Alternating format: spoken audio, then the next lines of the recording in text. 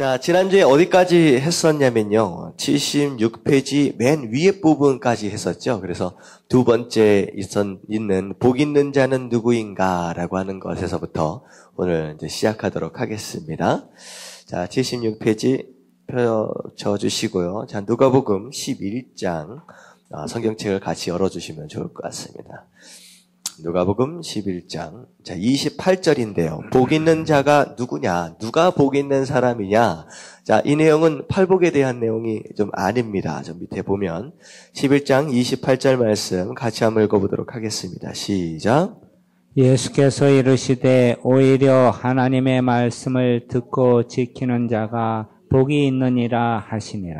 자, 어쩌다가 이 얘기가 나왔냐면 27절 말씀을 보면 예수님께서 이제 사람들 앞에서 귀한 가르침을 이제 하시다 보니까 듣고 있는 무리 중에 어떤 여자가 이제 목소리를 높여서 그런 얘기를 합니다.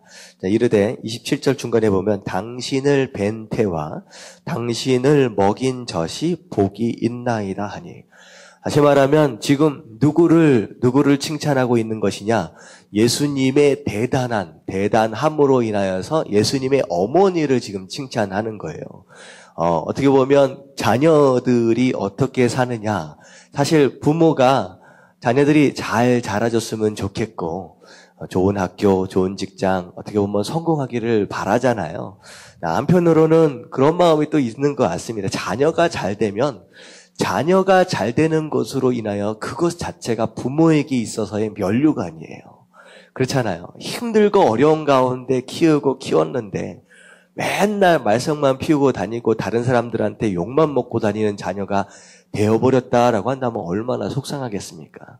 하지만 누가 보든지 와, 잘 컸다. 와, 잘 자랐다. 누가 보든지 참 성공했다. 저새 누가 부모일까? 어떤 어미가 어떤 아비가 키웠을까? 이런 얘기를 들으면 부모는 얼마나 뿌듯하겠습니까? 그래서 부모가 친구들 만나면 무슨 얘기를 해요? 무슨 자랑해요? 자녀들 자랑하고, 심지어는 할아버지 할머니들이 요양원이나 양로원에 가면요, 아침부터 저녁까지 하고 있는 말씀들이 다 손자 손주들 자랑하는 것이 그렇게 기쁘대요. 그런데 오늘 말씀을 보니까 예수님이 엄청난 가르침을 백성들 가운데 뭐 대제사장도 아니고 서기관도 아님에도 불구하고 목수의 아들로 태어나서 이렇게 자랐음에도 불구하고 이런 가르침을 행하니까 사람들 가운데 어떤 여인이 와, 대단한, 누가 이제 어머니를 칭찬하는 거 대단한 분이신 것 같다. 복이 있습니다라고 얘기를 합니다. 자, 그런 가운데 예수님께서 하시는 얘기가 바로 그 얘기예요. 자, 나를 낳은 어머니, 어떻게 보면 복이 있는 거야. 마리아가 복받은 여인입니다. 어떻게 보면 하나님의 아들을 임신을 하고 잉태를 하고 그 아들을 낳아서 길렀다라고 하는 거, 그거 얼마나 복된 얘기입니까? 근데 그거보다 복된 삶은 어떤 삶이냐? 뭐라고요? 오히려 하나님의 말씀을 듣고 들은 말씀을 따라서 순종하는 것, 지키는 자가 훨씬 더 복되다라고 하는 거예요. 어떻게 보면 자녀가 부모의 면류관이잖아요. 마리아에게 있어서 예수님은 어떻게 보면 육신적인 어머니로서의 면류관이에요. 그런데 우리 신앙인으로서, 우리 성도로서 마땅히 사모해야 할 면류관은 더 귀한 거라는 거예요. 어떤 것으로 말미암아 우리가 면류관을 얻게 되느냐? 말씀을 듣고 그 말씀을 지켜 행하는 것 자체가 우리 삶 가운데 그 어느 것과도 비교할 수 없는 귀한 가치의 면류관이다. 그게 바로 복되다라고 하는 것입니다. 여러분, 말씀은 하나님께서 우리에게 주신 축복이에요. 그리고 이스라엘 백성들에게 하나님께서 뭐라고 말씀하셨느냐? 내가 너희 민족들에게 내 말씀을, 내 율법을 맡겼다라고 얘기를 하는 거예요. 그것 자체가 그 어떤 민족과 비교해서도 비교할 수 없는 가장 큰 축복이라고 말씀하셨거든요. 그러니까 말씀을 받은 자, 말씀을 맡은 자로서의 축복은 그 어떤 축복과 비교할 수 없다라고 하는 것입니다. 다시 말하면 여러분들이 이 밤에 이 자리에 나와서 하나님의 말씀을 듣고 있다라고 하는 것, 이 자체만으로서도 큰 축복을 누리고 있다라고 하는 것, 여러분들 깨달아지시길 주님의 이름으로 축원합니다. 아멘. 예, 말씀을 들을 수 있다라고 하는 것, 그리고 중요한 건 내가 들은 말씀을 따라 순종하려고, 지키려고 애를 쓰는 그런 모습, 그런 삶이 가장 귀한 삶이고 복된 삶이다라고 예수님께서 말씀하시는 거예요. 그래서 아무쪼록 여러 가지 복들을 위해서 하나님 앞에 기도하고 간구해야 하겠지만 지금 우리가 복을 누리는 자로서 말씀을 듣고 지켜 행하려고 애쓰는 저 여러분들 되시길 주님의 이름으로 축원합니다. 아멘. 아멘. 자, 밑에 보면 예수님의 말씀 듣기를 거부하는 서기관과 바리새인들의 모습은 어떠합니까? 자, 방금 위에는 말씀을 듣고 지키는 자가 가장 복되다라고 했는데 어떻게 보면 반대지요. 이 세상에 예수님과 함께 동시대를 살고 있었음에도 불구하고 귀한 축복을 놓쳐버린 안타까운 인생들. 이 누굽니까? 서기관들과 바리새인들. 결국 말씀을 듣지 못하는 어떻게 보면 축복이 옆에 있고 있음에도 불구하고 떠먹지 못하는 정말 안타까운 상황이죠. 자, 이 사람들이 어떻게 예수님의 말씀을 받지 못했느냐. 자, 11장 46절을 한번 볼게요. 자, 이 사람들의 이제 행동들을 조금 예수님께서 표현하시는데 46절 같이 한번 읽어봅니다. 시작. 이르시되 화했을진저 또 너희 율법 교사여 지기 어려운 짐을 사람에게 지우고 너희는 한 손가락도 이 짐에 대지 않는도다. 자, 이제 화 있을진저라고 얘기를 시작하고 계십니다. 어떻게 보면 복을 받는다라고 하는 것과는 완전히 반대되는 얘기예요. 저주받은 인생들아 뭐 이런 뜻입니다. 안타깝다라고 하는 거죠. 근데 율법 교사들, 어떻게 보면 서기관들이에요. 말씀을 가르치는 자들을 향하여 뭐라고 얘기를 하느냐. 너희 스스로도 지지 못할 짐들을 말씀을 율법을 지켜야 하는 백성들에게는 져야 된다 강요하면서 자기는 어떻게 하고 있어요? 손가락 하나 되지 않는다는 거예요. 손가락 하나. 어떻게 보면 이 얘기는요, 주의 종인 저 같은 목사나 전도사나 이들을 향하신 하나님의 어떤 경고일 수도 있을 것 같아요.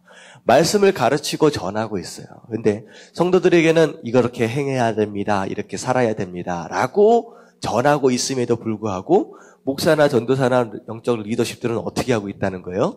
손가락 하나 까딱하려고 하지 않는 그런 모습들 자체가 예수님 보시기에는 저주받은 인생과 같다라는 거예요.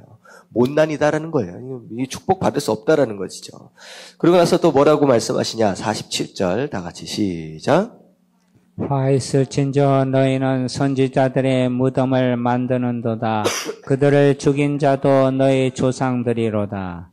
자, 어떻게 했어요? 선지자들의 무덤을 만들었다라고 하는 것은 실질적으로 그때 당시에 영적인 리더십들이라고 하는 사람들이 하나님이 보내신 선지자들을 어떻게 했어요? 죽였어요. 영적 리더십들이 실제로 하나님께서 보내신 이제 선지자들을 실제로 죽이기까지 했습니다. 그리고 이거는 어떻게 보면 영적인 어떤 의미가 있습니다. 선지자들의 무덤이다라고 하는 것은 무엇이냐면 다시 말하면 선지자들이 전한 말씀 자체가 성도들에게 있어서 살아있는 말씀이 되도록 해야 하는 것이 율법 교사의 직분이에요. 이 말씀 자체가 성도들에게 그리고 우리들에게 살아있는 말씀이 되도록 하는 것이 교사의 직분이라는 거죠. 근데 이들의 삶으로 인하여서 정말 말씀을 지키지도 않고 어떻게 보면 회칠한 무덤과 같은 그들의 삶으로 인하여서 살아있는 말씀을 어떻게 해버리고 있어요 지금? 죽은 무덤처럼 만들어보고 있다는 거예요. 살아있는 말씀을 죽은 말씀처럼 만들어버리고 있다는 거예요. 그래서 어떻게 됩니까? 오히려 나중에 52절을 보면 뭐라고 얘기를 하느냐. 자, 이것으로 인하여 살아있는 말씀을 죽은 말씀처럼 그렇게 되게 함으로 인하여서 이제 결과적으로 어떻게 되느냐. 52절 다 같이 시작.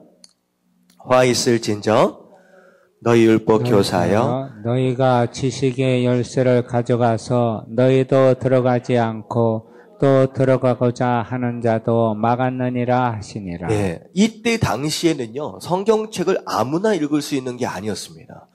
이때 당시에는 성경책을 가지고 있는 사람도 굉장히 드물 뿐더러 지도자들만 가지고 있죠. 더군다나 읽을 수 있는 사람도 평신도들에게는 허락되어지지 않은 상태예요. 그래서 자기들만 가져간 거예요. 자기들만 읽을 수 있었던 거예요. 그래서 어떻게 했느냐? 자기들에게로 가져가서 스스로 행하지 않으니까 구원받을 수 있습니까? 없습니까? 못 받는 거죠. 못 받는 거예요. 자기도 안 들어가요. 그리고서 들어가기 원하는 자들은 어떻게 해요? 문 앞에 서가지고 못 들어가게 막았다는 거예요. 그러니까 예수님께서 이 땅에 오셔서 어떻게 보면 사랑의 예수님이에요. 병든 자들을 향하여 심지어 죄인들을 향하여 그렇게 너그럽게 인자한 모습으로 다가가셨지만 유독 칼날을 세우고 싸웠던 그 부류들이 있어요. 율법 교사들이나 바리새인들과 사두개인들. 이들을 향해서는 칼날을 세우고 싸우셨어요. 이유가 무엇이냐? 그냥 스스로 구원받지 못하고 지옥 갈 인생이었기 때문이다라고 하는 그 이유 하나뿐만 아니라 리더십으로 인하여서 리더십의 자리를 가지고 있음에도 불구하고 오히려 민족들이 하나님께 구원받을 수 있는 기회들을 그들 스스로 막고 있었다라고 하는. 그러니까 이게 예수님께서 굉장히 그 부분에 화가 나셨던 거죠. 그래서 어떻게 보면 분명히 저는 믿기에 하나님께서 영적 리더십들에게 주시는 축복들이 분명히 있어요. 영적 리더십들에게 허락하시는 영광의 면류관이 있습니다. 그래서 목사든 전도사든 그리고 셀 리더든 여러분들이 제자를 삼는다라고 하는 그런 개념 가운데서 모두 다 영적인 리더십들이 다 되어야 합니다. 왜냐하면 영적인 리더십들에게만 주시는 하나님의 축복들과 면류관이 있습니다. 하지만 그것과 동시에 무엇에 대해서 우리가 염두해 둬야 되느냐? 영적 리더십들에게만 가지고 계시는 하나님의 특별한 기대가 있어요. 그 기대가 있다라고 하는 것은 일반 평신도들과 좀 달라요. 그래서 아차 실수하면 어떻게 돼요? 일반 다른 사람들보다 훨씬 더 심하게 매를 맞습니다. 생각을 해보세요. 모세 같은 사람은요. 40년 동안 광야에서 엄청 고생했어요. 그랬는데 가나안 땅에 들어갔습니까? 못 들어갔습니까? 못 들어갔어요. 왜 못 들어갔어요? 그 온유한 하나님 앞에 칭찬받았던 그 온유한 사람이 어떻게 됩니까? 그 혈기 한번 다스리지 못하는 것으로 인하여서 어떻게 했어요? 지팡이로 가리키라 그랬어요. 근데 이 지팡이로 갖다가 물을 내는데 내가 물을 내리라 하면서 바위에다가 2번을 칩니다. 이거 성질 부린 거예요. 어떻게 보면 그거 하나 때문에 못 들어간 거예요. 어떻게 보면 이스라엘 백성들이 모세를 그렇게 몰아간 거죠. 어떻게 보면 모세는 되게 뭐라 그럴까요? 불평할 수밖에 없을 것 같아요. 왜 이것 때문에 내가 못 들어가냐는 거죠. 근데 리더십들은 그렇습니다. 주어지는 면류관과 축복의 수준이 다른 것과 동시에 하나님께서 실수나 잘못에 대해서 물으실 때에 그 견책의 수준 자체가 다르다라고 하는 거예요. 하지만 제가 감히 여러분들에게 도전하는 것은 여러분들이 리더십의 자리에 여러분들 사명을 감당하는 것이 굉장히 중요합니다.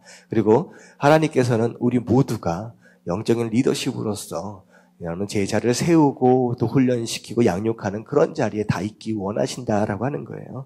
근데 사실 예수님께서 이 서기관들과 바리새인들을 향하여서 질책하시는 이 이유가 바로 그런 내용입니다. 말씀을 듣지도 않고 오히려 구원받을 수 있는 기회들을 백성들에게 오히려 막고 있었다라고 하는 거. 자, 그래서 밑에 같이 한번 정리하면서 한번 읽어보도록 합니다. 시작.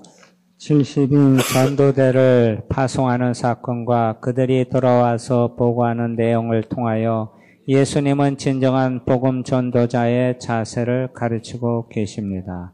율법사와의 대화를 통하여 사마리아 비유를 제시하면서 자비를 베푸는 삶을 강조하십니다. 마리아와 마르다 영접 사건을 통하여 예수님을 받아들인다는 것은 곧 말씀을 받는 것임을 전하고 계십니다. 아울러 제자들에게 기도를 가르치시는 훈련 내용이 소개됩니다. 예수님은 다양한 내용과 방법을 통하여 제자들을 훈련하고 계심을 볼 수 있습니다. 반면에 말씀을 거부하는 서기관들과 바리새인들은 예수님을 죽이려고 합니다. 예, 그래서 예수님께서 제자들을 또 가르치시고 또 예루살렘으로 올라가는 과정 가운데서 중요하게 이제 반복적으로 말씀하셨던 내용이 강조하셨던 내용은 무엇이냐? 말씀을 받느냐, 말씀을 받지 못하느냐에 대한 내용이었다라고 하는 거. 근데 말씀이 왜 중요하느냐? 어떻게 보면 제가 지지난주에 제가 설교를 할 때 말씀드렸다시피 말씀을 받는다라고 하는 것은 예수님의 마음을 함께 공감한다라고 하는 거예요.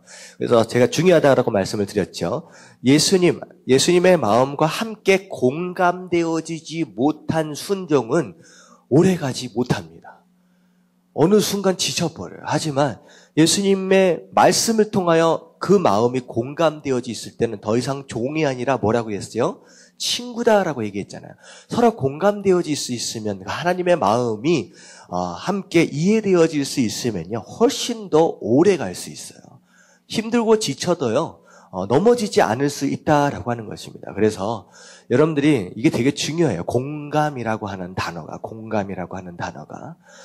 부부 생활할 때 오해들이 많이 일어납니다. 자녀들과 마찬가지예요. 서로 관계를 이어갈 때 여러 가지 오해들이 있어요. 근데 잘 생각해 보세요. 내 남편이 나를 행동 자체에 집중하지 마시고 내 남편의 마음을 이해하려고 한번 생각을 해보세요. 내 아내의 마음을 이해하려고 생각해 보세요. 내 남편이 지금 나를 미워하기 때문에 이런 행동을 하는 것인지 아니면 내 아내가 나를 싫어하기 때문에 이런 행동을 하는 것인지 여러분 거기에 대한 마음이 부부도 마찬가지고 자녀도 마찬가지고 이 마음에 공감되어져 있으면 굉장히 많은 오해들을 피해갈 수 있습니다. 그런 게 아닌데 남편은 그런 게 아니었거든요. 아내는 그런 게 아닌데 어떻게 하다 보면 힘들고 지치면 툭툭 던지는 그런 말들 있잖아요. 행동들. 그것 때문에 본심이 전해지는 게 아니라 인간의 연약함으로 툭툭 나오는 그 행동들과 그 언행 자체가 이 마음에 막 찔리는 거예요. 그래서 그게 상처가 돼버립니다. 그래서 그게 나중에 발달을 하게 되면요. 어떻게 되냐면 서로 이간질이 생기고 서로 관계가 깨어질 수 있다라고 하는 거예요. 그래서 신앙도 마찬가지예요. 하나님과의 오해가 굉장히 많아요. 왜 하나님 나에게 이러실 수 있습니까? 왜 나에게만 이러실 수 있습니까? 여러분 하나님의 오해를 풀기 위해서는 말씀 안으로 들어가야 돼요. 그리고 말씀 안에서 하나님의 본심을 알아야 돼요. 하나님과의 공감대가 형성이 돼요. 인간도 다 마찬가지입니다. 자녀들이 부모의 마음을 이해하지 못하기 때문에 그 공감대가 형성되지 않기 때문에 부모를 향한 엄청난 오해들이 생기는 거예요. 그래서 제가 청년 사역하고 우리 청소년들 사역을 하면서 아이들의 90% 이상입니다. 90% 이상이 부모를 향한 오해와 부모를 향한 상처가 있어요. 부모가 생각할 때는 이게 황당한 얘기예요. 부모가 들으면요 뒤집어질 소리입니다. 그렇잖아요. 제가 자식을 이렇게 하나밖에 없지만 키워봐서 아는데 얘를 키우기 위해서 얼마만한 신경과 얼마만한 사랑, 얼마만한 희생을 쏟는지 모릅니다. 부모님도 다 그렇잖아요. 내가 너를 위해서 어떤 희생을 감내를 했는데 어떻게 네가 나한테 상처받았다라고 얘기할 수 있느냐라고 하는 거예요. 오히려 그 얘기를 들으면 부모가 또 상처가 돼요. 여러분들 근데 90% 이상이 자녀들이 상처를 받습니다. 이게 왜냐하면요. 부모가 주는 것에 대한 행동 그 이상, 그 외에 정말 주어야 할 그 마음이 제대로 전달되지 않으면요. 공감이 형성되지 않으면 이런 상처들이 나올 수밖에 없습니다. 그래서 사실 저도 이런 얘기 하기 좀 부끄러운 얘기지만 아버지 계셨을 때 사실 아버지가 무섭고 싫고 가까이 하기 좀 부담스럽고 그 이유가 무엇이었냐? 그분의 마음을 제가 몰랐기 때문이에요. 그분의 마음을. 그분이 왜 저에게 그렇게 엄하게 하셨어야만 했느냐라고 하는 그것을 어쩌면 자녀 되었을 때, 어렸을 때 조금 더 일찍 알았었다라고 한다면 사실 그런 오해와 그런 상처를 오히려 피할 수 있지 않았을까라는 생각이 들어집니다. 그래서 여러분들 스스로도 하나님과의 이런 오해를 만들지 않기 위해서, 그리고 자녀들도 마찬가지고 부부끼리도 마찬가지고요. 서로 사랑했기 때문에 결혼하고 사랑하기 때문에 자녀들을 길렀잖아요. 여러분들 이런 모습들, 이런 공감되어지는 모습들을 위해서, 그걸 위해서 에너지를 많이 투자를 하십시오. 투자를 해야 돼. 그걸 위해서. 그래야 여러분들이 노년에 섭섭함을 당하지 않습니다. 섭섭함을. 저는 되게 그렇게 생각해요. 좀 안타까운 게 뭐냐면 저희 아버지가 되게 섭섭하셨을 것 같아요. 저희 아버지가 되게 외로우셨을 것 같아요. 큰아들이 어떻게 보면 자녀가 내 마음을 몰라주는 것으로 인하여서, 마찬가지입니다. 여러분들 그것을 위해서 부모된 역할로서 또 자녀된 역할로서 그런 일들에 투자할 필요가 있다라고 하는 거예요. 그래서 예수님께서 말씀을 받아라 라고 하는 것은 무엇이냐? 하나님을 이해하라는 거예요. 하나님이 어떤 마음을 가지고 계시는지 그걸 먼저 알아야 된다라고 하는 것입니다. 그래서 하나님의 마음을 모르고 율법에 집중하여 순종해야만 한다라고 집착하는 행위는 바로 율법주의가 되는 거예요. 율법주의가. 하지만 그분의 마음을 알고 말씀에 순종하기를 기뻐하는 그 모습은 율법주의가 아니라 어떤 모습이냐? 경건한 삶이 되는 것이죠. 굉장히 다른 모습입니다. 우리가 율법주의로 가버리면 안 돼요. 예배 가운데 나오려고 하는 이 모습 자체가 오늘 내가 집사인데 내가 나가야 되는데, 이런 어떤 부담감에 의해서 나올 수도 있겠지만 그것 자체가 쌓이면 이게 율법주의가 돼버려요.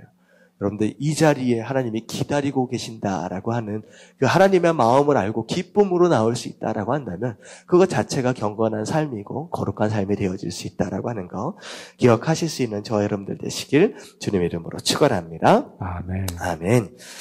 자, 밑에 보면 말씀 한번 읽어볼게요. 누가복음 9장 51절 말씀 다 같이 시작. 예수께서 승천하실 기약이 차감해 예루살렘을 향하여 올라가기로 굳게 결심하시고. 자, 예수님께서 지금 예루살렘으로 올라가시는 그런 여정들 가운데 일어났던 이야기입니다. 그래서 이제 승천하신 하나님께로 돌아가실 때가 이르렀다라고 하는 것을 감지하시고서 예루살렘으로 향하셨다라고 하는 거예요. 자, 두 번째 말씀 넘겨서 누가복음 9장 53절 말씀. 교재에 나와 있는 말씀이에요. 같이 한번 읽어볼게요. 예수께서 시작. 예수께서 예루살렘을 향하여 가시기 때문에 그들이 받아들이지 아니하는지라. 자, 이 말씀은 어떤 말씀이냐? 사마리아를 이제 예루살렘으로 들어가시기 위해서 사마리아를 통과하시려고 할 때 사마리아 사람들이 예수님이 통과하는 것을 막았어요.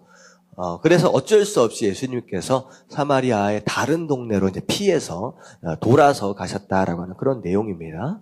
자, 그 다음에 2번입니다. 예수님의 길거리 특강. 자, 올라가시는 예루살렘의 여정 가운데 하셨던 그런 설교들 내용인데요. 자, 예수님이 한번 읽어볼게요. 시작. 예수님이 예루살렘을 향하여 가는 도중에서 제자들에게 가르치신 교훈은 무엇입니까? 자, 설교 내용인데, 자, 밑에 보면 1번을 보면 어리석은 한 부자의 비유라고 나와 있는데, 자, 이게 어떤 내용이냐? 13절 말씀 자 볼게요. 자, 13절 말씀만 한번 읽어봅니다. 시작. 무리 중에 한 사람이 이르되 선생님 내 형을 명하여 유산을 나와 나누게 하소서 하니. 자, 어떤 사람이 이제 예수님께 나왔어요. 그래도 예수님의 어떤 영적인 권위가 그 당시에 상당히 있었던 것 같습니다. 와서 무엇을 요구하느냐? 형이 아버지의 유산을 전부 다 독차지하려고 했던 것 같습니다. 그래서 이 동생에게는 하나도 안 주려고 했는 것 같아요. 그래서 이 동생이 와가지고 형한테 좀 얘기 좀 해가지고 유산 받아야 할 유산을 좀 나눌 수 있게끔 좀 얘기 좀 해달라는 거예요. 그래서 예수님 뭐라고 말씀하셨느냐? 어떻게 보면 동생 입장에서 되게 억울할 것 같은데 동생 편을 안 들어줘요. 뭐라고 얘기를 해요? 누가 나를 너희의 재판장이나 물건 나누는 자로 세웠느냐? 다시 말하면 무슨 뜻이에요? 이게 내가 할 일이다, 내가 할 일이 아니다. 내가 할 일이 아니라는 거예요. 내가 언제부터 이런 재판관이야, 이건 물건 나눠주는 이런 역할을 할 사람으로, 그런 상대가 아니다라고 얘기를 하는 거예요. 자, 그러면서 이제 뭘 말씀하시느냐? 아무래도 이제 예수님께서 그 동생의 마음 가운데 무엇을 발견했느냐? 욕심을 발견한 것 같아요. 어떻게 보면 이제 억울함 때문에 나온 것 같지만 예수님께서 뒤에 어떤 얘기를 하시느냐? 어리석은 부자 얘기를 하는 거예요. 엄청 이제 큰 이제 소출을 거둔 이 부자가 뭐라고 합니까? 자, 이 부자가 창고에다가 큰 창고를 지어놓고 다 쌓아놓은 다음에 19절 한번 읽어볼게요. 시작. 또 내가 내 영혼에게 이르되 영혼아 여러에 쓸 물건을 많이 쌓아 두었으니 평안히 쉬고 먹고 마시고 즐거워하자 하리라 하되. 네, 부자가 잔뜩 쌓아놓고 나서 내 영혼아 이제는 쉬고 놀자. 평안하자라고 이렇게 자기 영혼한테 지금 얘기를 하는 거예요. 그랬더니 이제 뭐라 그래요? 오늘 밤 내가 그 영혼을 불러버리면 어떻게 됩니까? 그 많은 애써서 모아놓은 창고에 쌓아놓은 그 소출들이 다 누구 것이 돼요? 누구께 되겠습니까? 자기 것이 아니죠. 하나님 부르시면. 어떻게 보면 인생의 목적 자체가 눈에 보이는 이런 소출, 이런 엄청난 재산, 이것을 위해서 사람들이 막 달려가고 있다라고 하는 거예요. 어떻게 보면 이 동생, 억울함을 호소하고 있는 동생을 향하여서 그런 비유를 하시는 것 같아요. 네 인생의 목적이 결국은 재산이냐라고 하는 거죠. 재물이냐. 그걸 향해 열심히 달려가고 그 억울함 때문에 나와 있는 이 모습을 좀 불쌍히 여기서 그런 비유를 하시는 거예요. 자, 결국은 어떻게 됩니까? 이 아무리 부유함이 있다라고 할지라도 하나님을 알지 못하고 정말로 중요한 것이 뭔지 모르고 이 땅의 것에만 집중하고 집착하고 사는 인생들, 결국 하나님이 그 인생 걷어가시면 아무것도 가져갈 수 없는 것이다 라고 하는 거예요. 결국은 중요한 것이 뭐냐라고 하는 것에 대해서 얘기를 하는 거예요. 이제 제자들을 상대로 지금 얘기를 하시고 계십니다. 어떻게 보면 인생이기 때문에 물질도 중요해요. 재물도 중요해요. 하지만 정말로 중요한 것이 뭐냐라고 하는 것을 제대로 좀 알았으면 하는 예수님의 마음이죠. 자, 그리고 나서 두 번째 염려하지 말라라고 하는 이 내용은 자, 22절부터 나옵니다. 22절부터 다 같이 시작. 또 제자들에게 이르시되 그러므로 내가 너에게 이르노니 너희 목숨을 위하여 무엇을 먹을까 몸을 위하여 무엇을 입을까 염려하지 말라. 자, 이게 이제 위에 말씀하고 연결이 되는 거죠. 사람들이 지금 집중하는 것은 눈에 보이는 재물이잖아요. 그러니까 어떻게 보면 있는 사람은 그 재물을 모으기 위해서 애를 쓰는 사람들이고 없는 사람들은 어떤 사람들이에요? 없음으로 인하여 근심하는 자들이에요. 없음으로 인하여. 그러니까 양쪽이 좀 갈라지긴 하지만 똑같다는 거죠. 궁극적으로 바라보고 있는 것이 뭐라는 거예요? 육신적인 거, 물질적인 거라는 거죠. 근데 여기 보니까 염려하지 말라라고 얘기를 하면서 하나님이 뭐라고 말씀하시냐? 자연 만물을 하나님께서 먹이고 다 키우고 계신다라고 하는 거예요. 그러면서 굉장히 중요한 말씀이 바로 31절입니다. 31절 다 같이 시작. 다만 너희는 그의 나라와를 구하라. 그리하면 이런 것들을 너희에게 더하시리라. 네, 뭐에 집중하라는 거예요, 이제는? 영적인 거예요. 그의 나라, 하나님 나라. 그러니까 중요한 것이 정말 중요한 것이 뭐냐라고 하는 거. 자꾸 육적인 거, 물질적인 것에 집중하지 말고 영적인 것에 투자할 줄 알아라. 영적인 것에 집중할 줄 알아라는 거죠. 영적인 것에 집중을 하면 어떻게 됩니까? 너희 필요한 모든 것들을 다 하나님이 아심으로 그것으로 인하여 어떻게 되는 거예요? 영적인 것에 집중하면 이 모든 것을 하나님께서 알아서 다 채워줄 것이다 라고 하는 거예요. 그래서 이게 어떻게 보면 우리 인생의 우선순위죠. 우선순위. 무엇이 중요하냐라고 하는 우선순위의 가장 위의 것이 바로 하나님의 나라다라고 하는 것을 지금 얘기를 하고 계십니다. 그래서 어떻게 보면 1번 내용하고 2번 내용은 비슷한 내용을 예수님께서 풀어서 함께 이야기하고 계시는 거죠. 자, 3번 밑에 보면 자, 선지자는 예루살렘 밖에서 죽는 법이 없다라고 얘기를 하시는 내용이 나옵니다. 자, 이게 이제 3절까지 나오는 내용인데요. 자, 이게 이제 13장입니다. 13장 넘어가서 13장까지 넘어가서 33절까지 33절 한번 읽어보도록 할게요. 시작. 그러나 오늘과 내일과 모레는 내가 갈 길을 가야 하리니 선지자가 예루살렘 밖에서는 죽는 법이 없느니라. 자, 이게 여기 이 말씀을 통하여서 결국은 예수님께서 예루살렘으로 올라가시는 목적이 뭐라는 거예요? 죽기 위해서 올라간다는 거예요. 선지자들이 예루살렘 안에서 다 죽었다라고 하는 그런 내용, 그 비유를 통하여서 결국은 내가 예루살렘으로 올라가는 이유는 무엇이냐? 내가 죽기 위해 올라간다라고 하는 것을 비유적으로 지금 설명하고 계시는 내용입니다. 자, 그리고서 지금 아직 예루살렘으로 올라가고 계시는 여정 가운데 있어요. 자, 세 가지 비유가 자, 누가복음 15장에 나와요. 15장을 보면 자, 첫 번째는 잃어버린 양이에요. 두 번째는 잃어버린 드라크마. 드라크마라고 하는 것은 동전입니다. 웬만큼 어느 정도 가치가 되어지는 동전의 이제 화폐 단위예요. 그리고 세 번째가 잃어버린 아들이에요. 공통점이 뭐예요? 공통점이 잃어버렸다는 거예요. 잃어버렸다는 거예요.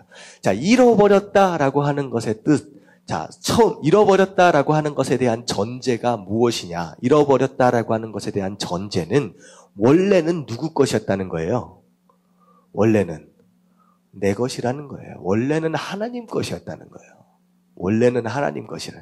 원래 하나님 것이었는데 무슨 일로 인하여서 잃어버린 것이 되어버렸다라고 하는 것입니다.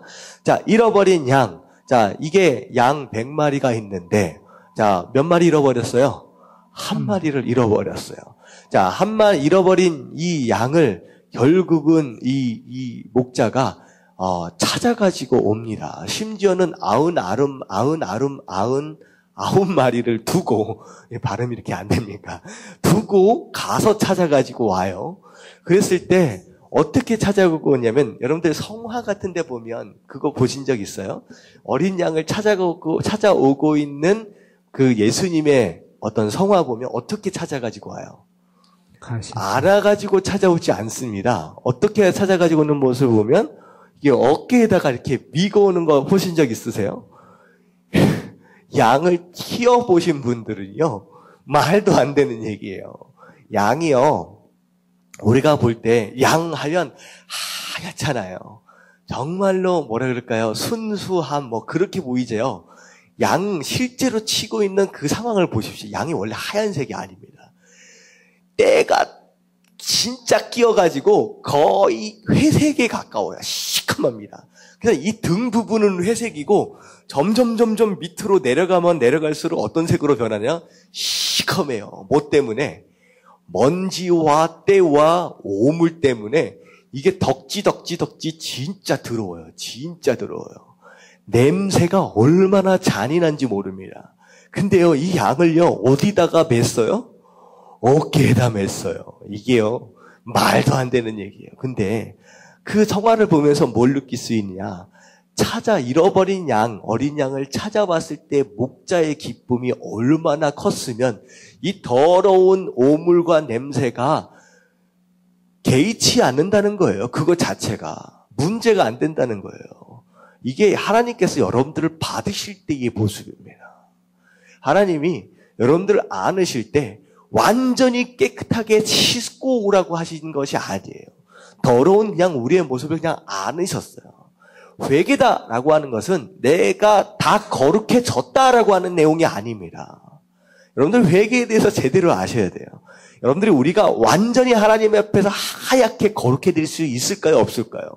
절대 없어요. 우리는 그럴 수 없어요. 그거는요, 환상이에요. 하나님께서 우리에게 요구하시는 회개의 모습은 어떤 모습이냐? 돌아오는 거에 회개예요. 하나님 품 안으로.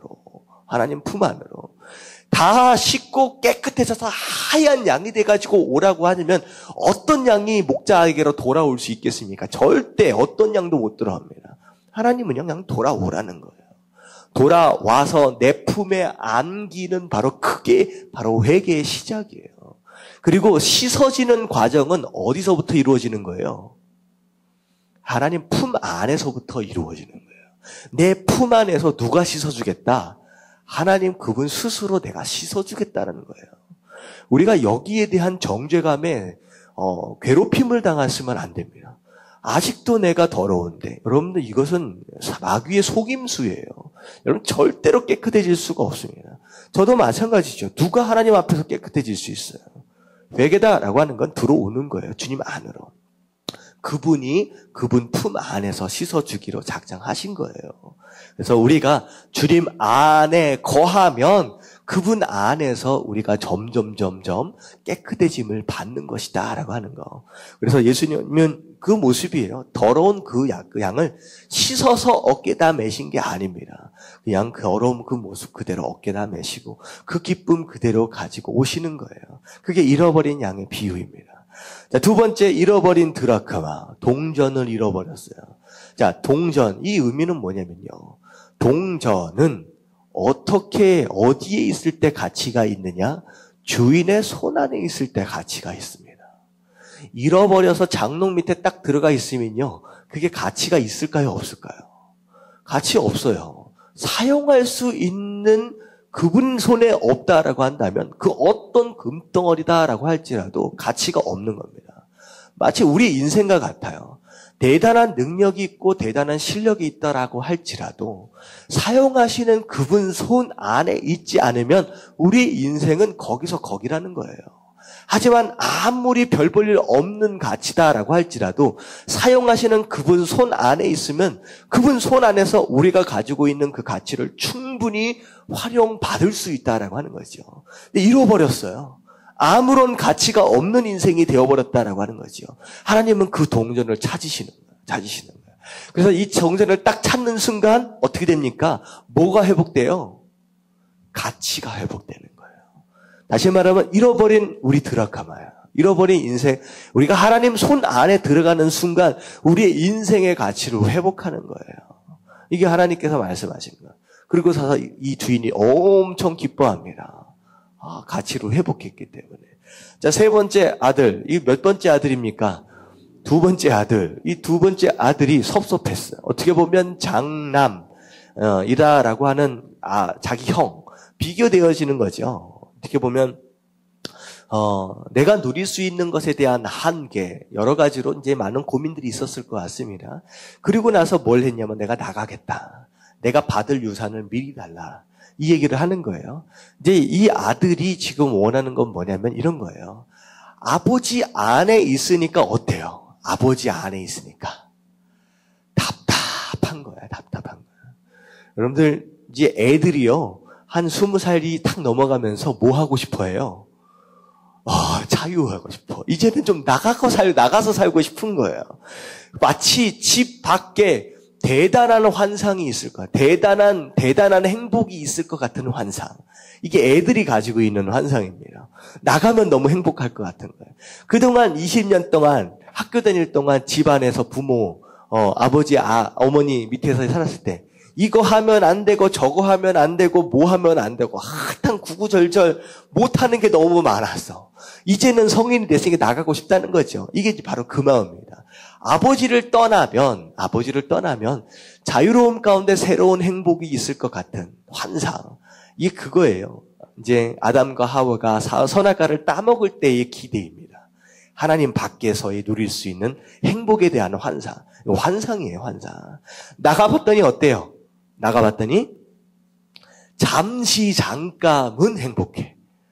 내 마음대로 살아보니까. 하지만 컨트롤 되어지지 않는 자유가 어떻게 됩니까? 이 둘째 아들에게는 저주가 되어버리는 거예요. 어떻게 돼요? 결국은 다 잃어버리고 종이 되어버립니다. 종이. 자, 이것은 무엇을 의미하느냐? 영적으로 하나님을 떠난 자녀들 뭔가 내 마음대로 해볼 수 있을 것 같지만 결국은 누구에게 종살이하고 있어요? 죄 가운데 사단에게 종살이 한다는 거예요.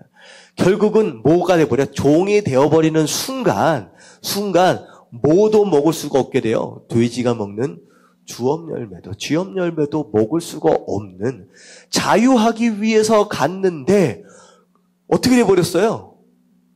완전히 잃어버렸어요. 자유에 대해. 완전히 구속되어 버렸다는 거예요. 완전히 생각과는 반대가 되었다는 거죠. 근데 결국은 돌아오게 됩니다. 그래서 다 돌아오니까 어떻게 돼요? 옷을 입히고 가락지를 끼우고 그리고 신발을 신기고 그러고 나서 살찐 송아지를 잡습니다. 자, 이것을 통하여 이제 모든 아들로서의 모든 권리와 책임을 전부 다 회복시키는 거예요. 첫 번째, 옷을 입혔다라고 하는 건 뭘 회복시키셨느냐? 신분을 회복시키신 겁니다. 자, 옷은 신분이에요, 옷은. 자, 옷은 신분이고, 가락지는 뭐예요? 가락지. 가락지는 아들로서 행사할 수 있는 모든 권한을 회복시킨 거예요. 너울만 아들이지 아무 권한도 행사할 수 없다라고 한다면 무슨 아들이겠습니까? 가락지는 권한입니다. 이 가락지가 옛날 이제 이때 당시에는 어떤 역할로 사용되느냐? 도장이잖아요, 도장. 이 가문의 도장이에요. 가락지를 끼웠다라고 하는 것은 가문에 대한 책임감을 주면서 권한을 부여한 겁니다. 도장입니다. 자, 그 다음에 뭘 신기셨느냐? 신발을 신기셨다. 자, 신발은 사명입니다. 사명. 가야 할 길이 있다라고 하는 것이죠. 해야 할. 아들로서의 권한과 더불어서 해야 할 일이 있다라고 하는 것. 그리고 살찐 송아지는 뭘 의미하느냐? 아들로서 누릴 수 있는 풍성함입니다. 축복이에요. 이 모든 것들을 하나님께서 아버지가 다 회복시키셨다는 거예요. 근데 이거 중요한 게 뭐냐면, 자, 언제 아들이 돌아와요? 언제 아들이 딱 돌아오는 시점이 있어요. 막 괴롭고 힘들고 친구도 다 떠나고 배고파 죽겠는 그 상황 가운데서 어느 시점이 딱 되는 순간 아들이 돌아가자 결단하는 순간이 있습니다. 어느 순간입니다. 어느 순간입니까?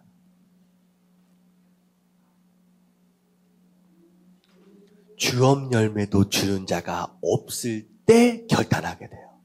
이젠 끝났다. 더 이상 버틸 수가 없다. 여러분, 인생이요, 하나님이 이때까지 몰아가시는 수가 있습니다. 웬만하면 빨리 돌아오면 좋죠. 이 경고예요. 다 떨어지고 친구 떠나가고, 이게 사실 하나님께서 주신 경고입니다. 다 떠나가고 주어진 가지고 있는 모든 소스가 전부 다 흩어지고 있고 다 없어지고 있는 상황이 이게 경고인데, 마지막 경고가 뭐냐? 주업 열매마저도 주는 자가 없는 바로 그 시기가 있다는 거예요. 아무도 돕질 않은 거예요. 근데 저는요, 이 말씀을 읽으면서 제가 제일 크게 감동받는 게 뭐냐면, 주업 열매를 계속 주는 누군가가 있다라고 한다면 이거는 축복이 아니라 저주예요. 어떻게 돼요? 주업 열매를 누군가가 계속 주고 있어요. 그래서 계속 주업 열매로 연명하고 있다라고 생각해 보십시오. 이 아들이 아버지에게 들어갈까요? 안 들어갈까요? 안 들어가요. 어느 순간 주업 열매에 익숙해집니다. 그 삶에 익숙해져 버려요. 그래서 구질구질하게 평생을 그렇게 사는 거예요. 여러분, 저는요, 여러분 인생 가운데 주업 열매를 주는 자를 피하십시오. 이게 굉장히 무서운 거예요. 이게 사실은 약간 민감한 부분인데, 저는 여러분들이 이 말씀을 들을 때 정치적으로 그렇게 받아들이지 마시고 비유적으로 좀 생각을 하시면 좋을 것 같아요. 북한이 글쎄요, 어떻게 통일이 될지는 저도 잘 모르겠습니다. 우리가 남북한이 아마 우리가 계획하고 준비한 것과는 완전히 생각하지도 못하는 상황 가운데 그렇게 통일될 것 같은 느낌이 들어요. 근데 저는 이제 개인적입니다. 개인적으로 이게 진리다 아니다라고 하는 개념이 아니라 자꾸 북한을 도와주고 있는 모습 자체가 어떤 모습처럼 보이느냐, 뭘 주고 있는 것처럼 보이는 것 같아요. 자꾸 주업 열매를 주고 있는 것처럼 보여요.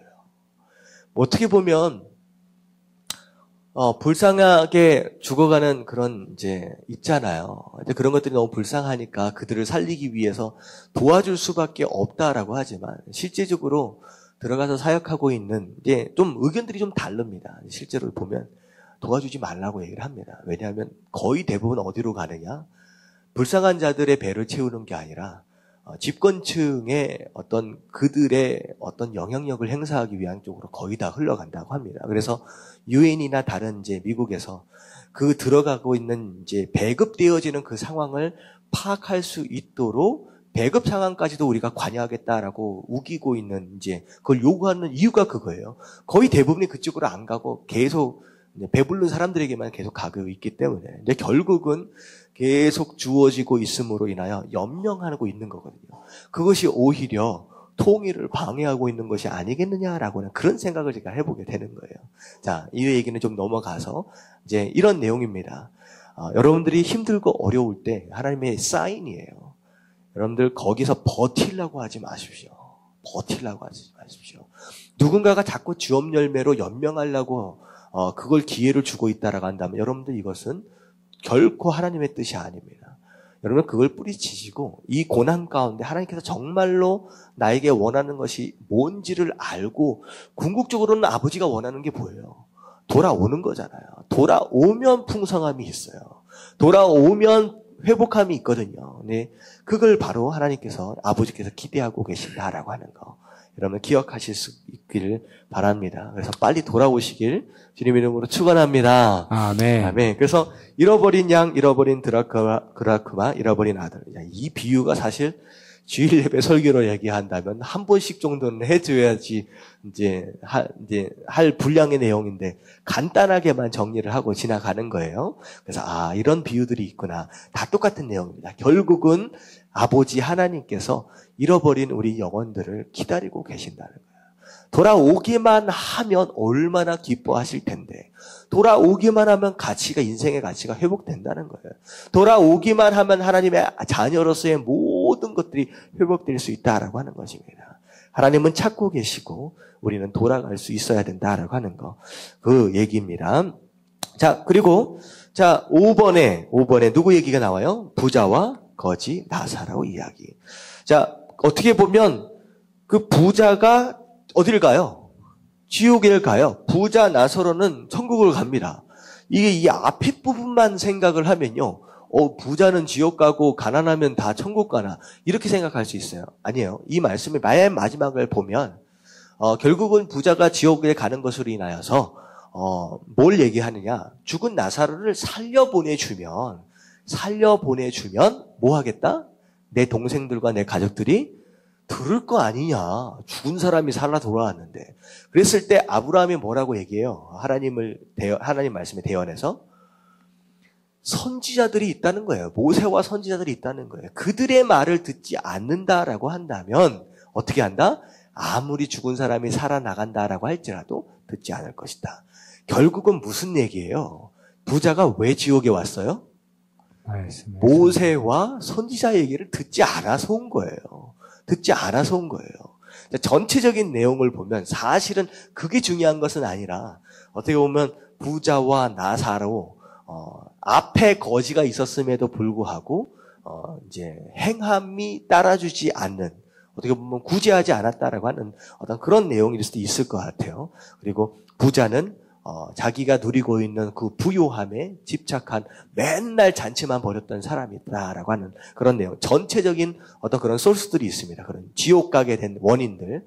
결국은 그런 것을 통하여 하나님께서 말씀하고 하시는 것은 무엇이냐면 앞에 이야기한 것처럼 물질적인 거, 어떤 그런 것들에 집중하는 것이 아니라 영적인 것을 중요하게 생각할 줄 알아야 한다라고 하는 것을 포괄적으로 조금 이제 얘기를 할 수 있을 것 같습니다.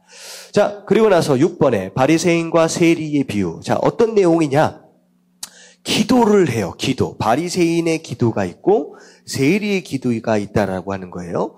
자, 18장 11절 말씀을 보면 자, 성전에 나와서 기도하고 있는 바리새인의 기도가 있어요. 바리새인의 기도. 자, 11절 말씀 같이 한번 읽어봅니다. 시작. 하나님이여 나는 다른 사람들 곧 토색, 불의, 간음을 하는 자들과 같이 아니하고 이 세리와도 같이 아니함을 감사하나이다. 자, 뭐라고 얘기하느냐? 기도하는 것에 대한 전제, 기도의 내용에 이 바리새인이 가지고 있는 전제는 뭐냐면 나는 어떤 사람? 나는 괜찮은 사람이에요. 나는 괜찮은 사람. 내가 괜찮은 사람이다 라고 하는 걸 전제로 기도합니다. 그리고서 뭐라고까지 얘기하느냐? 뭐라고까지 얘기해요? 이럴 때 하나님이요. 나는 이제 이 세리와 같지 않다라고 비교를 합니다. 이게 무슨 내용이냐? 나는 얘보다 뭐하다? 괜찮다, 낫다라고 하는 거예요. 이게 이제 하나님께서 받지 않으시는 기도라는 거예요.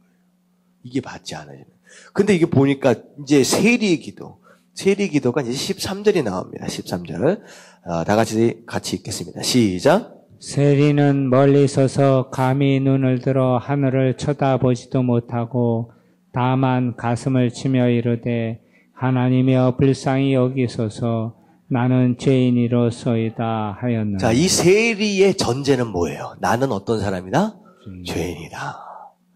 여러분, 하나님 앞에 기도할 때의 자세가 이런 거라는 거예요. 나는 괜찮다. 나는 거룩하다. 그래도 그냥 괜찮은 사람이다. 라고 한다면 하나님의 어떤 더 도우심이 필요하겠습니까? 하나님 필요해요? 하나님 필요하지 않아요? 별로 필요 없는 사람이에요, 바리새인은. 근데 이 세리는 어떤 사람입니까? 하나님이 너무나도 필요한 사람이에요. 구원자가 너무나도 필요한 사람, 예수님이 너무 필요한 사람이에요. 여러분들, 이들에게 하나님께서, 예수님께서 이들을 만나셨다라고 하는 거예요. 우리의 기도의 모습이 그래야 된다는 거죠. 나는 하나님 그래도 괜찮은 사람입니다 라고 하는 이런 모습보다는 하나님 앞에 겸손하게 하나님 정말 나에게 예수 그리스도가 필요합니다. 그런 거죠. 일주일 동안 살면서 죄 짓고 살잖아요. 어쩔 수 없이. 그러면 주일날 예배 나와서 하나님 또 죄 지었어요. 하나님 미안해요. 하나님 잘못했어요. 하나님 나 도와주세요. 라고 하는 그런 겸손한 모습이, 이거 죄책감이 아니에요. 그런 겸손한 모습으로 나아가는, 이거 하나님 오히려 기뻐하신다라고 하는 거죠. 그래서 자, 밑에 한번 정리 한번 읽어봅니다. 예수님은 다 같이 시작. 예수님은 예루살렘으로 가는 도중에 제자들에게 제자의 도에 관한 많은 내용을 말씀하셨습니다. 예수님은 복음을 따르는 길이 결코 쉽지 않음과 가족들에게 냉대받을 것을 각오해야 함을 말씀하셨습니다. 겨자씨와 누르기의 비유를 통하여 하나님의 나라에 대해 가르치시고 좁은 문으로 들어가는 것이 제자의 길임을 강조하셨습니다.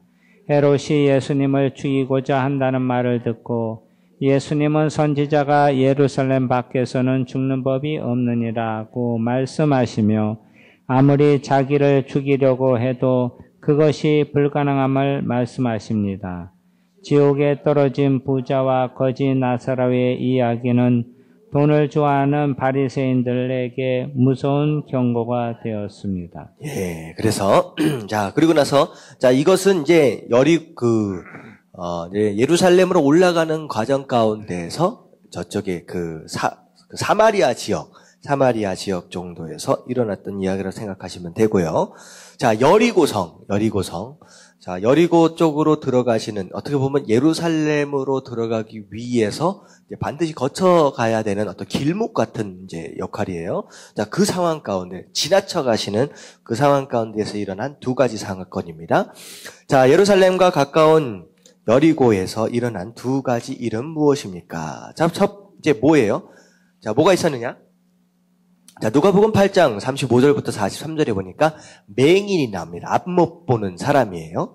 자, 그리고 두 번째 이야기 19장에 나오는 얘기는 누구 얘기냐? 삭개오 이야기입니다. 첫 번째 맹인 이야기는 예수님이 지나간다라고 하는 소식을 들었습니다. 그리고 지나간다, 앞을 지나간다라고 했을 때 외쳐서 이 얘기를 해요. 다윗의 자손이요 라고 하면서 막 부르짖습니다. 자, 그런 상황 가운데 사람들이 야, 조용히 좀 해라 라고 혼내요. 꾸짖어요. 그럼에도 불구하고 더 큰 소리로 외쳐서 어떻게 해요? 기회를 기회로 만드는 사람이에요. 이 맹인의 이제 말씀, 이 상황 가운데서 우리가 좀 생각해야 될 것은 무엇이냐? 여리고는 지나쳐가는 곳입니다. 어떻게 보면 이 맹인에게 있어서 지금 예수님이 여리고를 빠져나가시면 어떻게 돼요? 예수님 돌아가셔요. 이 맹인이 육신적으로 예수님을 만날 수 있는 기회라고 생각한다면 이게 어떻게 보면 마지막 기회예요. 자, 이 마지막 기회로 잡습니다. 사람들이 뭐라고 하든 상관이 없이. 근데 중요한 건 뭐냐면 이 맹인이 뭘 포기하고 이 기회를 잡느냐? 맹인을 꾸짖는 주변의 사람들은 이 맹인에게 있어서 어떤 사람들이냐? 고객이에요, 고객. 지나가면서 한 푼이라도 두 푼이라도 던져줄 수 있는 그런 고객들이라는 거예요. 다시 말하면 이 맹인이 이들에게 뭐 해야 돼요? 잘 보여야 돼요. 이들의 심경을 불편하게 하면 어떻게 됩니까? 국물도 없어요, 다음에는. 근데 이 맹인이 그들의 소리를 뿌리치고 외쳤다라고 하는 그것 자체는 엄청난 믿음이에요. 이것을 통하여 예수님을 내가 만나면 반드시 내가 눈을 뜰 수 있다라고 하는 믿음이 아니면 이걸 포기할 수 있는 건 아니죠. 죄송합니다. 제가 조용히 할게요. 이게 아니라는 거예요. 그런 믿음을 가지고, 그리고 그 믿음을 이 눈을 뜨겠다라고 하는 이 열정과 이런 믿음 가지고 그 모든 것들을 다 포기하고 그 일을 기회로 잡을 수 있었던 사람이었다라고 하는 거. 자, 삭개오는 어떤 사람입니까? 키 작은 사람이었고 세리였고 부자였습니다. 웬만큼 이제 이것저것 누릴 줄 아는 사람이었지만 여러 가지 상처가 많은 사람이에요. 하지만 이 사람의 이제 경우는 무엇이냐? 이제 두 가지죠. 첫 번째는 예수님을 만나기 위해서 어떻게까지 했어요? 나무 위에 올라가기까지 했다라고 하는 거. 어떻게 보면 자존심을 좀 내려놓는다라고 하는 거예요. 예수님을 정말 예배 가운데 만나기 원하신다라고 한다면 자존심과 어떤 그런 부분들이 포기되어질 수 있어야 된다는 거예요. 두 번째는 뭐냐면 삭개오의 회개의 모습입니다. 어떻게 했어요? 사람들이 죄인의 집에 들어가네 하면서 예수님이 욕을 먹으니까 삭개오가 회개를 어떻게 하느냐? 삶으로 합니다. 내가 어떻게까지 해요? 토색한 적이 있으면 내가 4배를 갚겠다. 그리고 어떻게 하겠다? 내 재산의 반을 갖다가 팔아서 불쌍한 자를 돕겠다. 결국은 회개는 무엇을 동반해야 하느냐? 행위를 동반해야 한다는 거예요. 하나님 미안해요. 죄송해요. 다음부터 안 그럴게요. 말만 하는 것이 회개가 아니라 실제로 삶으로 드러나 보이는 그런 회개의 열매가 있어야 된다라고 하는 그런 내용입니다. 그래서 간단하게만 좀 정리를 하면 그런 내용이고요. 자, 밑에 정리 한번 해보겠습니다. 예수님은 시작. 예수님은 이제 예루살렘 가까운 여리고에 이르셨습니다. 마침 여리고 근방 길가에서 구걸하는 한 소경이 부르짖는 간절한 믿음을 보시고 사람들이 꾸짖는 것도 마다하지 않고 그를 고쳐 주십니다. 그는 예수님을 다윗의 아들이라고 부르면서 예수님의 오심이 구약에서 말한 다윗의 자손으로 오시는 그 메시아임을 간접적으로 선포하고 있습니다. 여리고로 들어가셔서는 삭개오를 만나 그를 구원하시는데 마지막까지 잃어버린 영혼을 찾아 구원하시는 주님의 복음 사역이 빛을 발하게 됩니다. 예, 그래서 여리고성에서도 이제 예수님으로 인하여 구원받는 영혼들이 있었습니다. 자, 그리고 나서 이제 예루살렘 안으로 들어와서 일주일을 계십니다. 일주일. 그래서 주일날 우리가 보통 종려주일이라고 부르는 이유는 예수님께서 예루살렘에 입성하실 때 사람들이 호산나 호산나 찬송 부르면서 뭘 흔들었어요?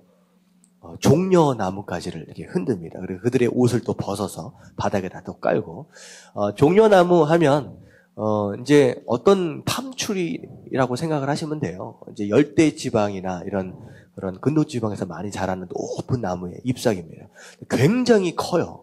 그래서 팜추리 하면 간단하게 요만한 작대기 같은 거 이렇게 이파리 흔드는 게 아닙니다. 굉장히 커요. 그래서 그걸 흔들면요, 몇백 명이 와서 그거 똑같이 들고서 흔들면 장관입니다. 굉장히 멋있습니다. 그래서 이제 어떻게 보면 이제 개선 장군이라든지 어떤 왕이 들어오는 것을 환영하는 어떤 그런 모습처럼 그런 일들이 있었어요. 자, 예루살렘 안에서 예수님이 어떤 일을 행하셨느냐라고 하는 것에 대한 내용이 19장서부터 이제 쭉 나오게 되는데, 자, 밑에 한번 읽어보도록 하겠습니다. 이제 갈릴리에서, 거기서부터 한번 읽어볼게요. 시작. 이제 갈릴리에서 시작한 여행의 목적지에 도착하셨습니다. 예루살렘에 들어오신 것은 십자가에 죽기 위해서였습니다. 이것은 제자들에게 계속해서 하셨던 예언의 말씀으로 그것을 실천하는 순간입니다. 그러나 제자들은 이 길이 정치적인 왕으로서 예루살렘을 접수하는 것이라 착각했습니다. 물론 백성들도 같은 생각으로 환영하면서 기뻐했습니다. 마치 오랫동안 달려온 마라토나가 마지막 스타디움에 들어서는 장면과도 같습니다. 그러나 그것은 제자들이 생각했던 영광이 아닌 죽음이었고 그것을 바라보며 들어오는 예수님의 모습은 결연합니다.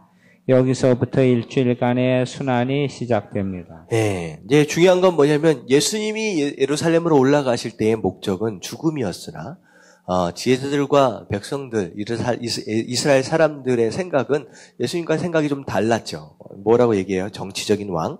그리고 예루살렘을 드디어 접수하러 올라가는구나. 자, 이제 그런 식으로 이제 생각했다라고 하는 것이죠.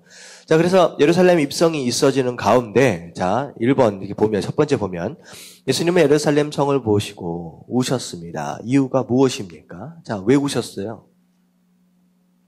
19장 41절부터 44절까지에 나오는 내용은 무엇이냐? 이제 어떤 내용이 나오느냐면요. 44절 말씀을 함께 읽어봅니다. 시작. 또 너와 및 그 가운데 있는 내 자식들을 땅에 메어치며 돌 하나도 돌 위에 남기지 아니하리니 이는 내가 보살핌 받는 날을 알지 못함을 인함이니라 하시니라. 결국은 예루살렘이 이제 멸망당하게 될 것, 심지어는 그 안에 살고 있는 사람들도 엄청나게 많이 학살을 당하게 되죠. 그리고 성전까지도, 성벽까지도 돌 위에 돌 하나가 올라가지 못할 정도로 완전히 부서지는 그런 일들이 앞으로 있어지게 될 것이다. 사실 예루살렘은요, 예루살렘과 예루살렘 성전은 이스라엘 사람들에게 있어서의 최고의 자존심입니다. 자존심. 어떻게 보면 이제 포로 하게 되면서 가장 먼저 세웠던 것도 예루살렘 성전이었잖아요. 어떻게 보면 그들의 자존심이에요. 그들이 존재하는 이유입니다. 근데 이것 자체가 완전히 송두리째 무너져 내릴 것들을 보시면서 예수님께서 안타까워 하시는 가운데 눈물을 흘리셨다라고 하는 거죠. 자, 그리고 나서 예수님이 성전에서 일주일 동안 주로 하셨던 일들이 무엇이었느냐? 누가복음 20장 1절 말씀만 같이 한번 읽어봅니다. 시작. 하루는 예수께서 성전에서 백성을 가르치시며 복음을 전하실세 대제사장들과 서기관들이 장로들과 함께 가까이 와서 자, 뭐 하셨어요? 백성들을 가르치시고 복음을 전하셨습니다. 그래서 37절, 38절에 보면 예수님께서는 낮에는 복음을 전하시고 가르치시고 저녁에는 뭐하러 올라가셨느냐? 산에 쉬러 올라가셨다.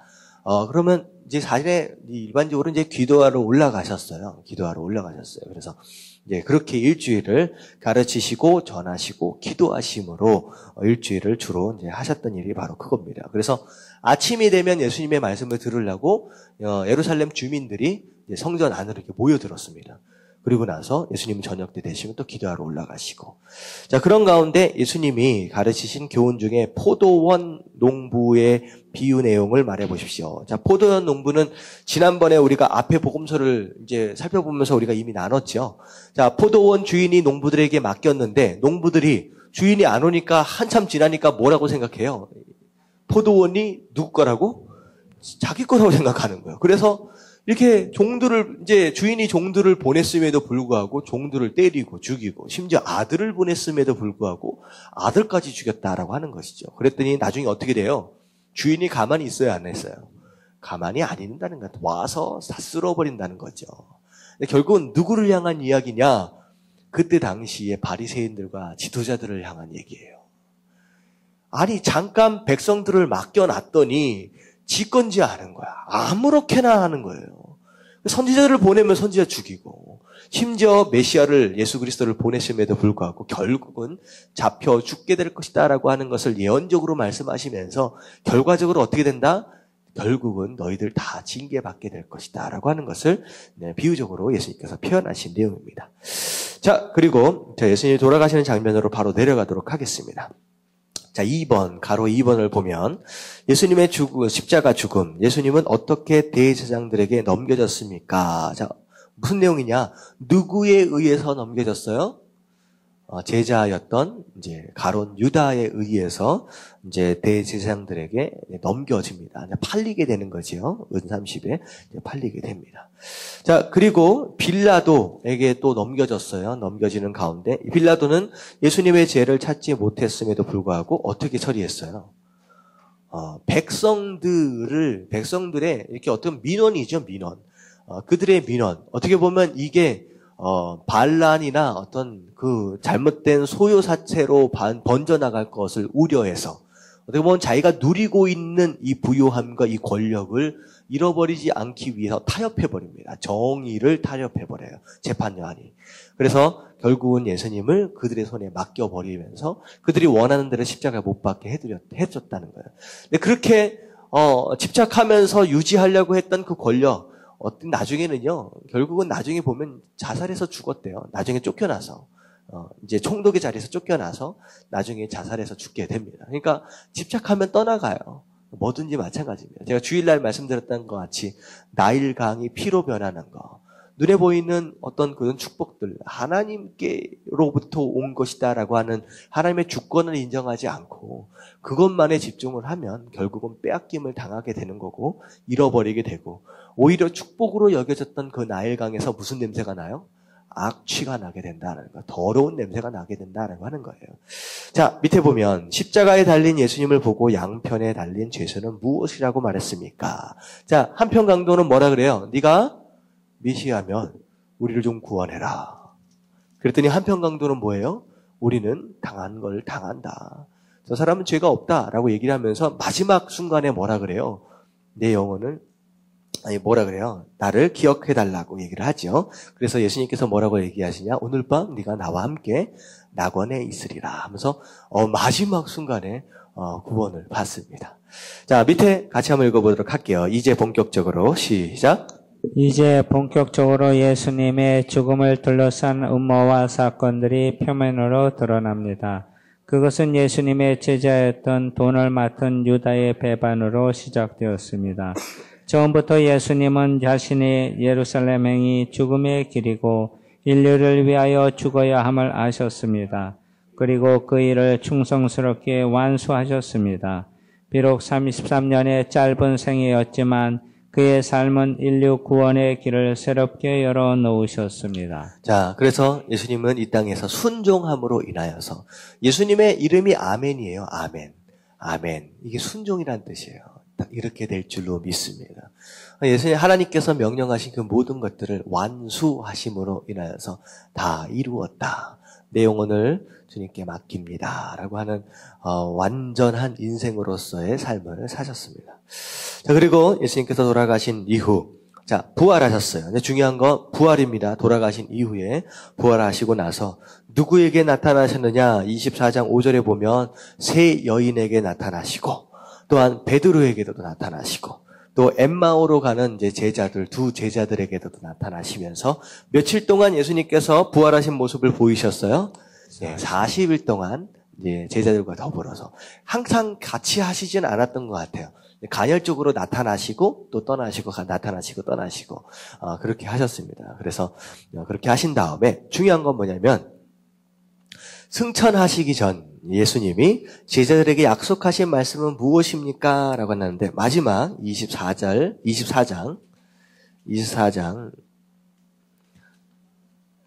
40 몇 절이죠? 49절 말씀 같이 한번 읽어볼게요. 다 같이 시작.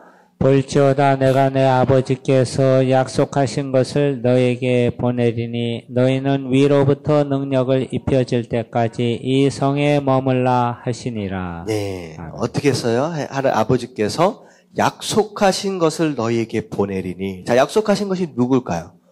보혜사 성령 하나님이십니다. 그래서 너희 위로부터 능력을 입혀질 때까지. 다시 말하면 성령이 임해야 능력 있는 삶을 산다는 거예요. 그래서 위에서부터 오는 능력으로 말미암아 네가 감당해야 할 사명을 감당할 수 있기 때문에 어딜 떠나지 말라? 예루살렘 떠나지 말라. 성령 받기 전에는 아무 일도 하지 말라는 거예요. 그것만큼 중요한 것이 없기 때문이다라고 말씀하셨습니다. 그래서 약속하신 그대로 어디에서 이 성령 하나님이 오세요? 사도행전에서.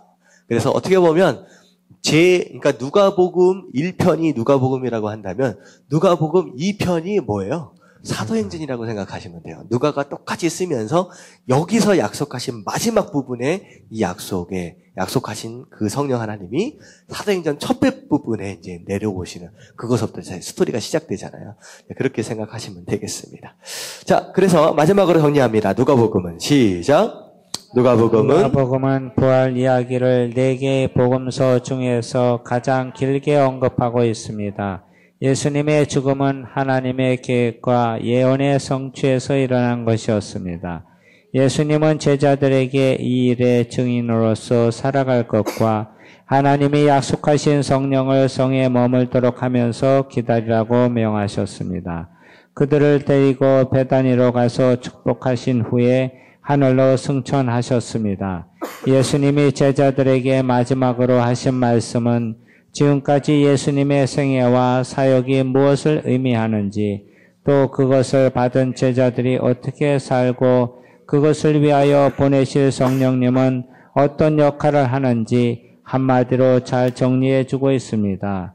이것은 누가복음의 2부와 같은 사도행전으로 계속 이어집니다. 네, 그래서 우리가 누가복음을 쭉 살펴봤는데 오늘 살펴본 말씀 한번 쭉 훑어보시면서 여러분들 좀 결단하고 깨달은 내용들이 있으면 좀 별표도 한번 쳐보시고 조금 정리해 보시면 좋을 것 같아요. 그래서 정리한 내용을 가지고 같이 기도하도록 하겠습니다.